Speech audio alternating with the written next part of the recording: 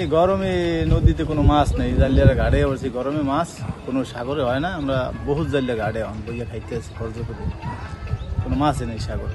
বর্তমানে নদীর যে অবস্থা আর যে গরম পড়তেছে, এই গরমে মাছ ধরার মতো আমাদের কোনো কায়দা নেই। আর এখন যে বর্তমানে অবস্থা চলতেছে, আর মাছ ধরারও কোনো কায়দা নেই।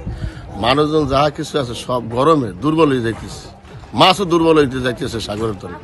এখন আমরা কি বেকারে বাঁচবো? আমাদের আর বাঁচার মতো কোনো অধিকার নাই। দেখতেছি যে অবস্থা, মেয়ে ছেলে নিয়ে আমরা খুব ক্লান্ত হয়ে পড়ছি। আর গরম স্টেপে খুলেই তারে না, এতে আমরা গাড়ি আইয়া পড়ছি, কোনো টেকতে পারি না, আবহাওয়া খারাপ বেমালা।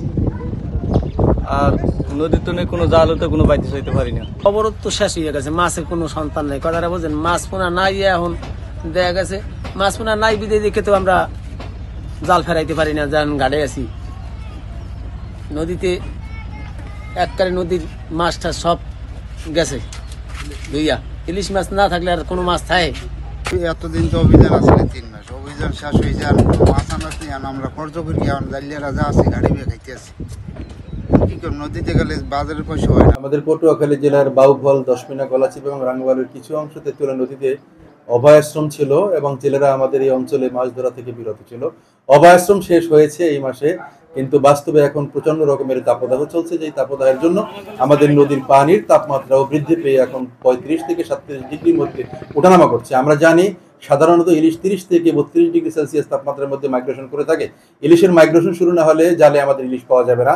আমাদের খুব সহজে বৃষ্টিপাত হবে, পানির তাপমাত্রা সহনশীল হবে এবং উজানের পানি যখন আসবে তখন আমাদের এই অঞ্চলে, আমাদের এই অভয়াশ্রম সহ সংশ্লিষ্ট নদীতে আমাদের ইলিশের ব্যাপক আনাগোনা শুরু হবে। তখন জেলেরা তাদের জাল ভরে ইলিশ পাবে বলে আমরা বিশ্বাস রাখি। শুধুমাত্র আমরা বৃষ্টিপাতে তাপমাত্রা সহনশীল হওয়ার অপেক্ষায় রয়েছি। খুব সহজেই সেটা হবে।